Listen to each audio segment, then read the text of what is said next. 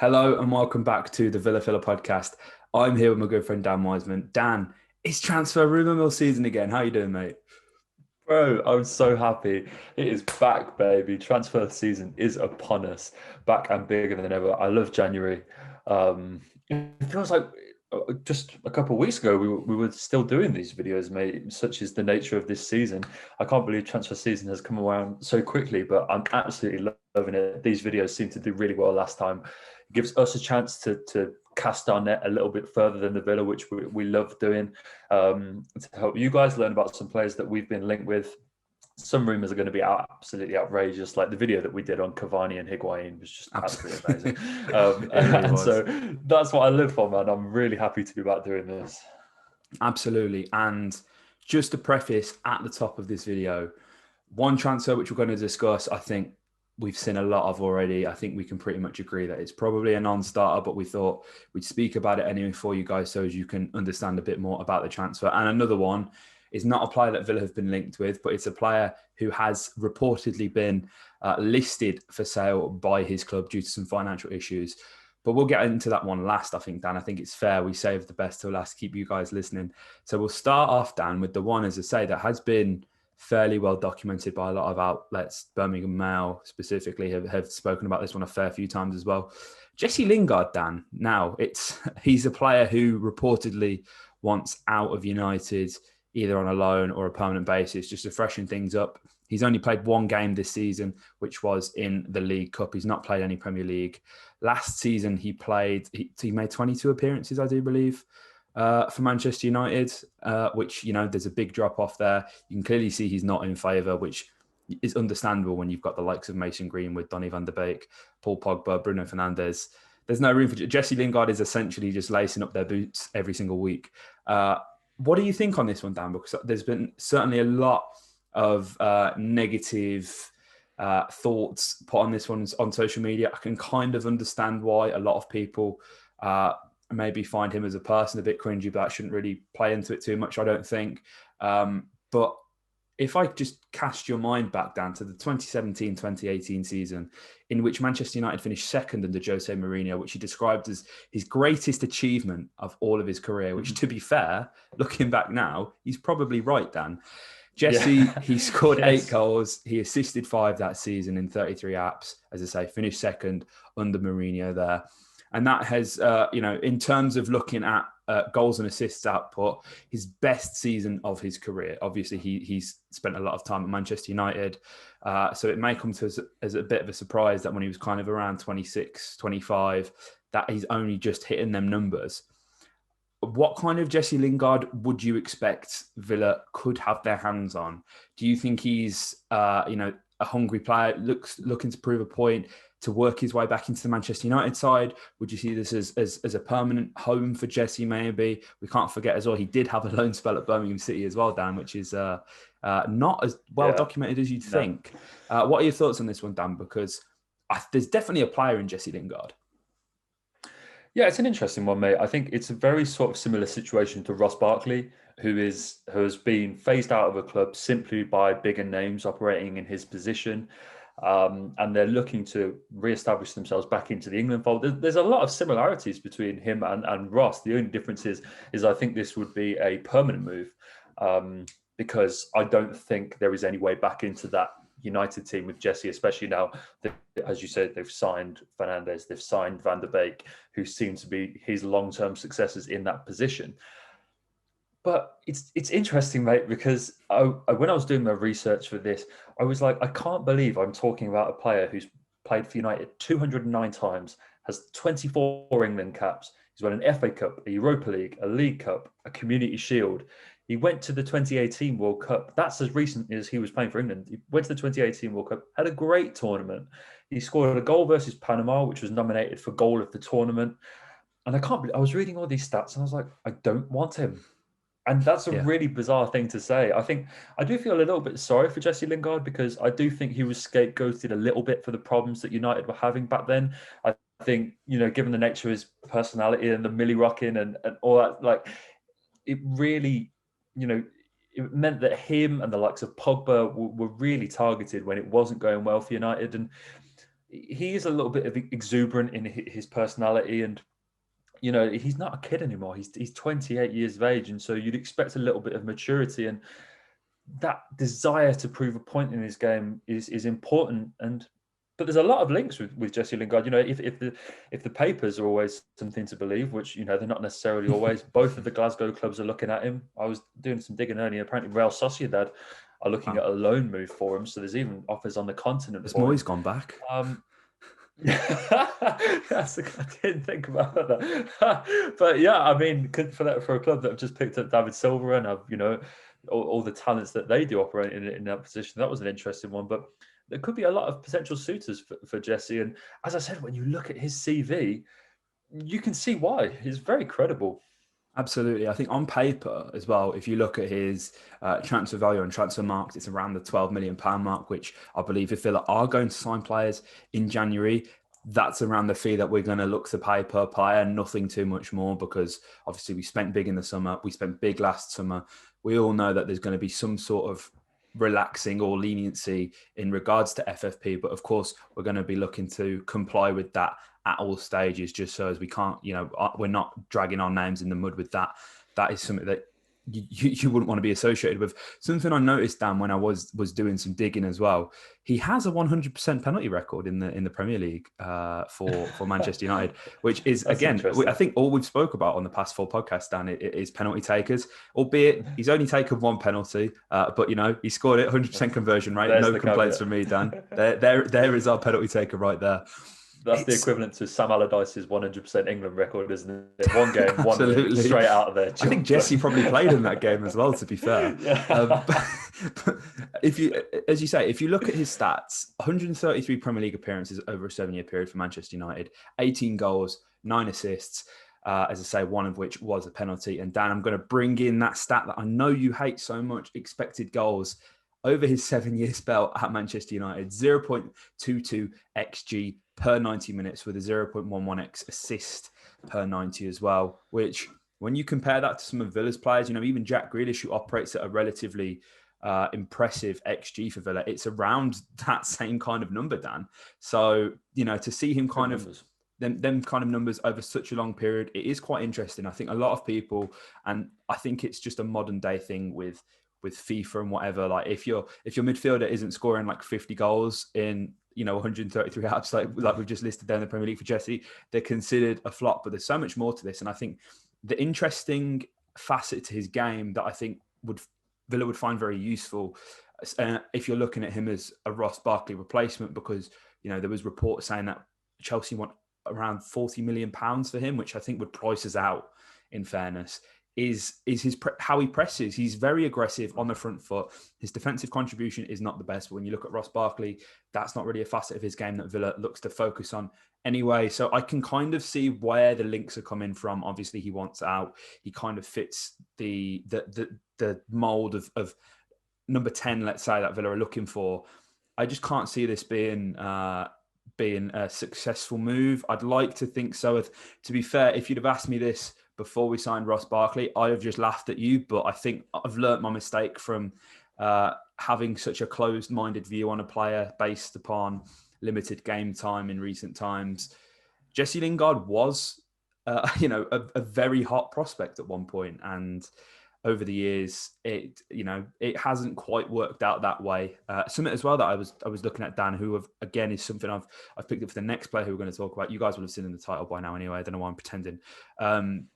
Is that he has spent 114 days absent through injury. And I believe he's missed 32 games in his whole career, which that's almost a season. And that is something that needs to be considered. He had a very serious knee injury back in 2014, which had him out for 114 days. Sorry, he was out for a total of 198 from all of his injuries.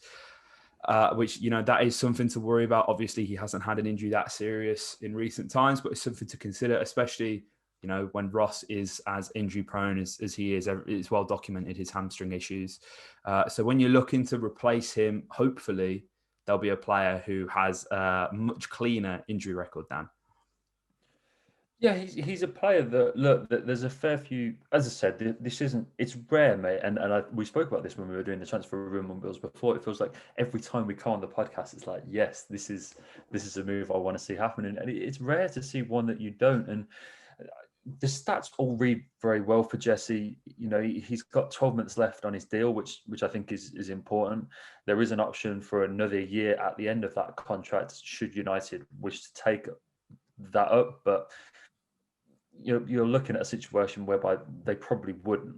You know, and as I said, you know, he's won all of those cups, the FA Cup, Europa League, and League Cup. In all three of those finals, he scored.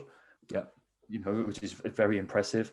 But there's still a feeling that I don't really know where he fits into this Villa team. You know, as I said, if he's wanting that move out, he's going to want to go somewhere where he can establish himself, where he can play regularly, where he can, you know, prove to United and prove ultimately, I think, to Gareth Southgate that he's still got something to offer. He can still be that guy that comes up big in those moments, like I was talking about in those finals, that isn't just turned into this sort of flash in the pan meme that he's now become, whereby, you know, everyone scoffs at Jesse Lingard. And you've seen that in the reaction on social media to this transfer, whereby fans are like, no, wouldn't touch him with a barge pole. And it's like, when you break down these stats, there is something there. But, you know, you put him behind Jack, you put him behind Ross. And then if you're signing the likes of Jesse Lingard, what does that say to your likes of Jacob Ramsey and those other guys that are younger wanting to come through in that very same position, who are in a very similar mold?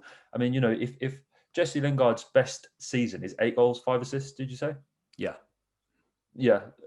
How far is JJ off putting up that numbers? You know, in 2 or 3 years' time, if he continues to develop at this rate, his numbers might be around that ballpark. And you'd much rather have that experience with a homegrown talent as opposed to like a nigh 30 Jesse Lingard. So for me, it's not. I'm not going to, you know, if it does happen, it's not. I'm going to tear my nose apart. As I said, a player of his credentials is not something to shake a stick at. I think you do have to isolate those personality elements and hope that he's wanting to sort of turn those around and prove a point. But for me, this is one that we have other players in the Villa system that are going to play ahead of him, and even for those that aren't, like JJ, I'd rather be seeing those playing in the Villa shirt for years to come.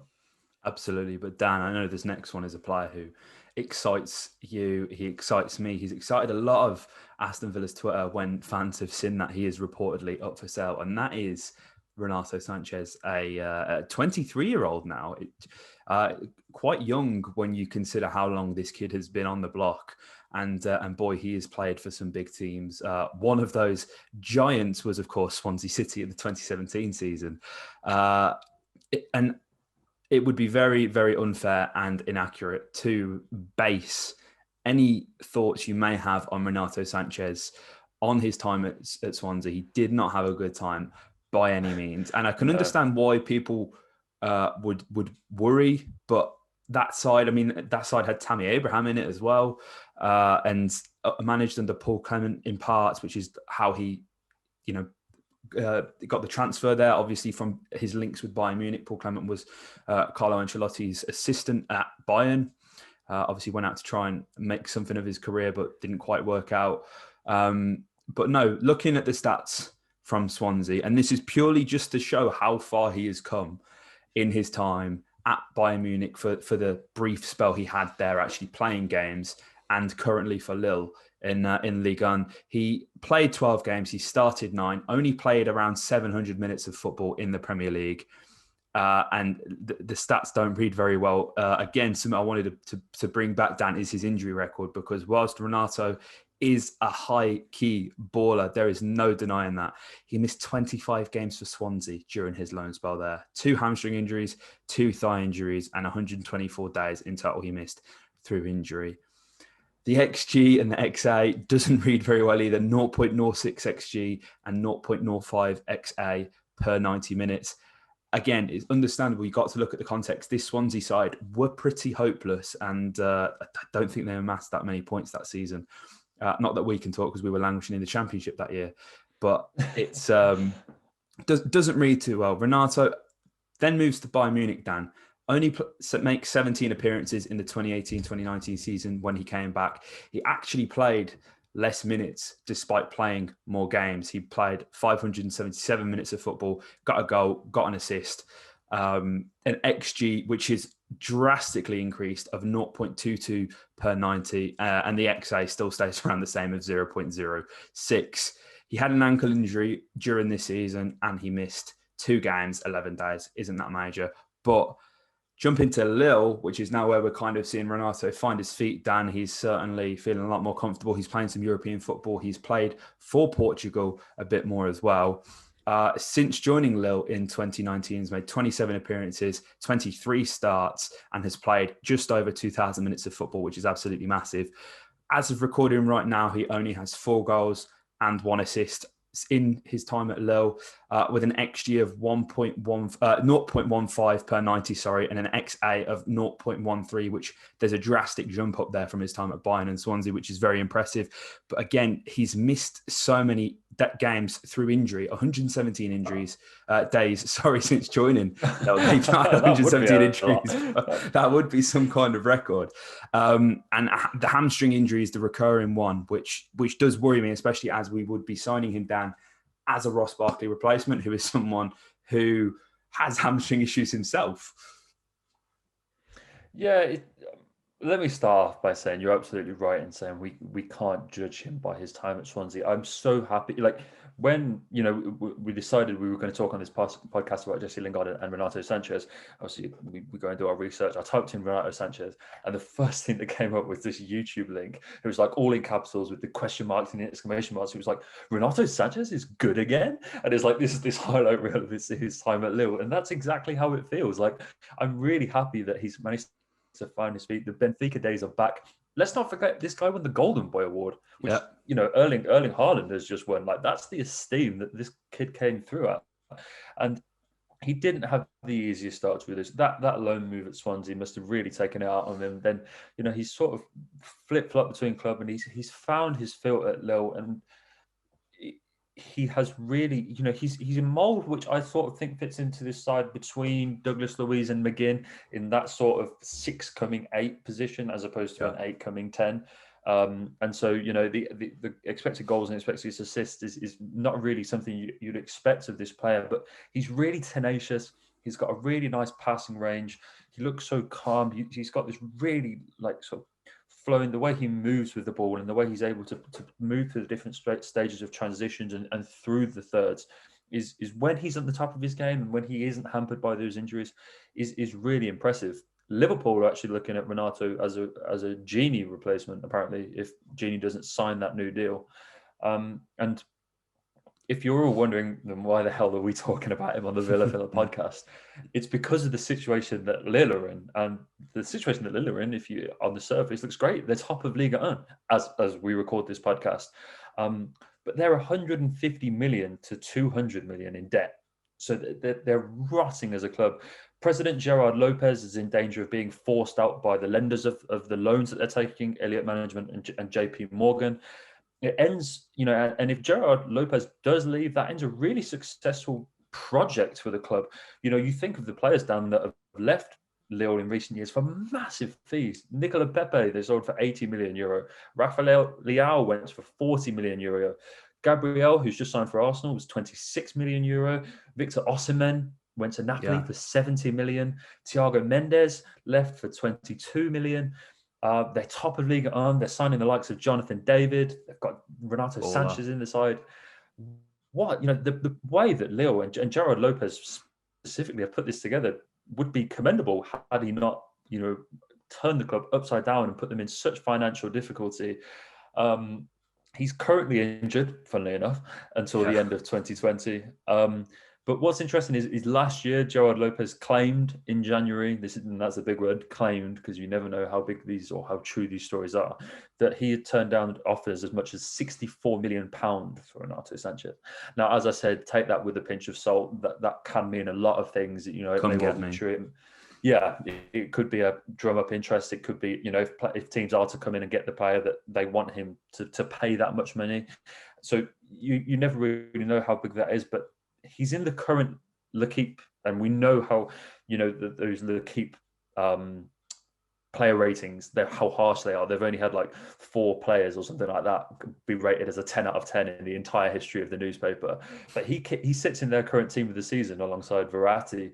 He's been really impressive this season for Lille as they've gone to the top of Ligue 1. But it looks increasingly likely, with the problems that Lille have financially, that he's going to be sold. They might have a fire sale in January, and certainly will in the summer, that he'll almost, as one of their more valuable assets, be caught up in that. And it's a shame for Renato, because he's really finding his feet there. They'll have a really exciting project and maybe a title charge on the cards. And it'd be a shame to see that cut short. But it seems certain that he's going to be leaving Lille soon. And you do feel with that move to Swansea not working out, he could have some unfinished business in the Premier League. You know, who'll undoubtedly look back at his time there, feel like he's got something to prove, I'd say back in England, even though he played in Wales, and prove to the Premier League that he isn't that lad that we saw on loan at Swansea, that he's become this completely different entity. But those injuries are the big factor, mate. And if you're going to pay, you know, it wouldn't quite be the 64 million given the financial problems that they're having. But if you're going to go and pay any kind of money for this kind of player, you'd want some relative comfort that that he's going to be able to stay off the treatment table. Absolutely, it's a risk, but as with a lot of transfers, the situations, there is no reward without the risk.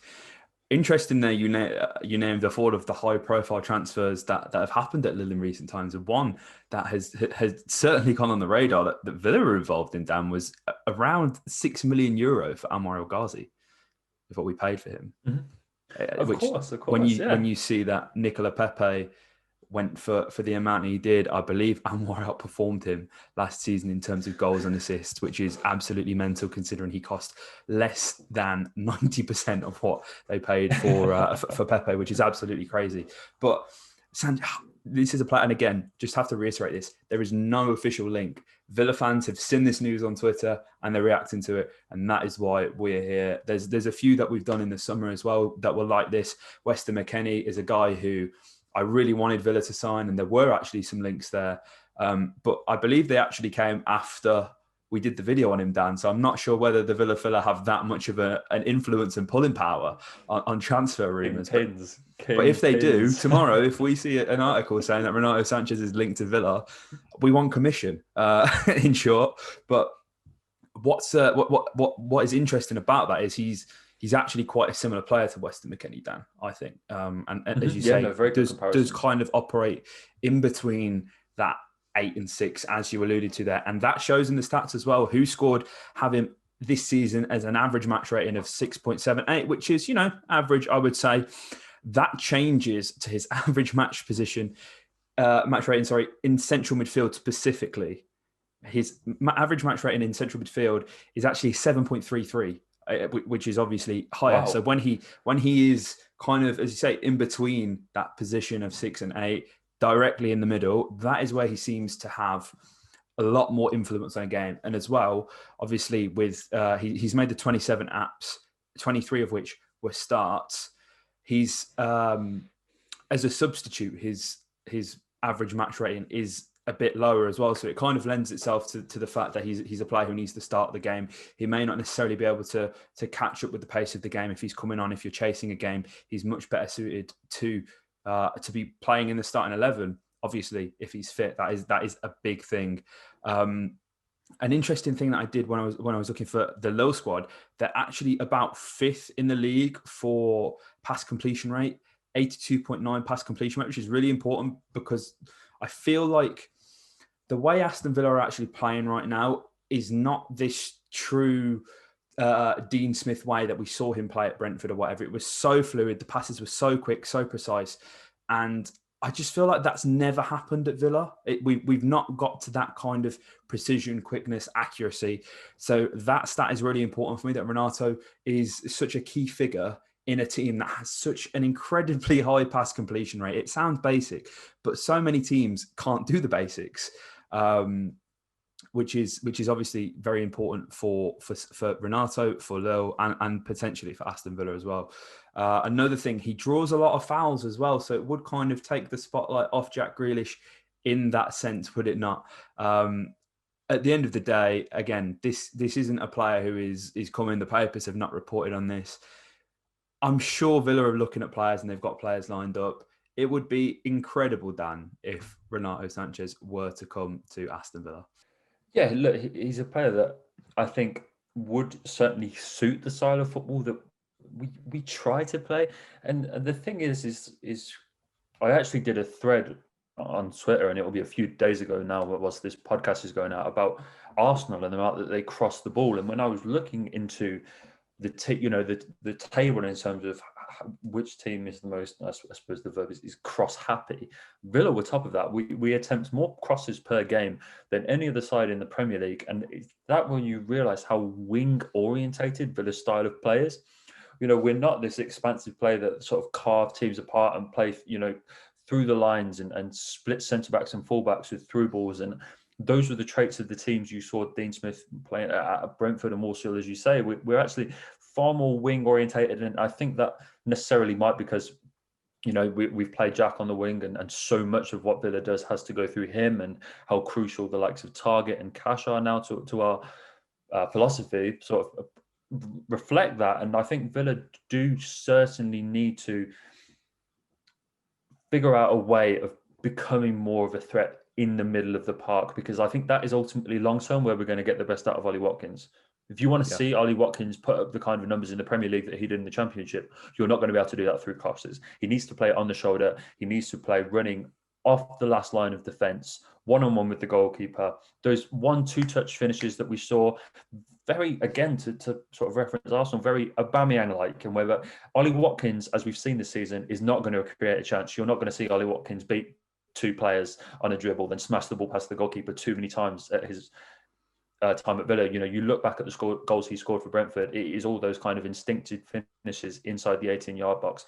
And so these becoming a more of a threat centrally is important, and that's all about running power and technical ability to be able to dominate that middle of the park, have the freedom to play expansive footballs in those key areas where games are so often won and lost. And Renato is proving that he can do that on not just a domestic stage in France, but also it's great to see that he's in the Portugal fold too. What a signing this would be, mate. And yeah, he does have that Weston McKennie feel of like, oh man, we are dreaming a little bit here. But no, it's with the problems they have at Lille, he's going to have to go somewhere.